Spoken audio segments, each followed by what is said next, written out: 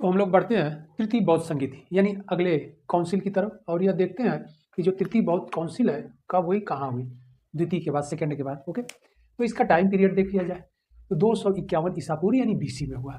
Okay, स्थान की बात अगर देखा जाए तो यह भी पाटलिपुत्रा यानी बिहार में। ओके, यानी पहली भी बिहार में राजगिरी, दूसरी भी वैशाली में, और फिर तृतीय भी थर्ड बौद्ध काउंसिल भी कहाँ पर, पाटलिपुत्र यानी बिहार में। ध्यान रखना है तीनों काउंसिल बिहार में हुआ। अध्यक्ष कौन थे, प्रेसिडेंट कौन थे, मोगालीपुत्र तिस्क, बहुत इंपॉर्टेंट है, आपको ध्यान रखना है।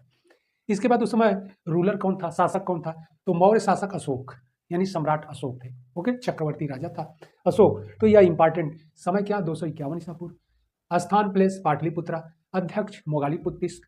ओके, रूलर शासक सम्राट अशोक। ओके, ये बातें। लेकिन सबसे जो महत्वपूर्ण बात है वह यह है कि इस काउंसिल की जो एग्जाम के लिए के दृष्टिकोण से इंपॉर्टेंट है, इस काउंसिल में एक तीसरे ग्रंथ का संकलन हुआ जिसका नाम है अभिधम्म पिटक। तो अभिधम्म पिटक का संकलन हुआ इसमें, थर्ड यानी तृतीय बौद्ध काउंसिल में, तीसरी बौद्ध संगीत में इसका संकलन किया गया। अब इसमें क्या है, अभिधम्म पिटक। तो अभिधम्म पिटक में क्या है कि बौद्ध धर्म से संबंधित जो धार्मिक सिद्धांत हैं, पूरी तरह से धर्म से संबंधित सारी चर्चा, सारी बातें और उनके डॉक्ट्रिन सिद्धांत सब इसी ग्रंथ में संकलित किए गए हैं। तो यह बहुत इंपॉर्टेंट है। इस प्रकार बौद्ध धर्म में देखा जाता है कि पिटक के नाम से तो 3 पिटक है। ओके, इसीलिए त्रिपिटक, इन तीनों को लेकर के त्रिपिटक कहा गया। आपसे एग्जाम में पूछ देता है कि त्रिपिटक किस धर्म से संबंधित है, तो बौद्ध धर्म से। त्रिपिटक में 3 आ गए, नंबर 1 विनय पिटक, और नंबर 2 सुत्त पिटक, और नंबर 3 अभिधम्म पिटक। तो विनय पिटक और सुत्त पिटक हम लोगों ने देखा फर्स्ट यानी प्रथम बौद्ध संगीत में संकलित किया गया, और जबकि अभिधम्म पिटक जो तीसरा पिटक है थर्ड, वह है तृतीय बौद्ध संगीत में।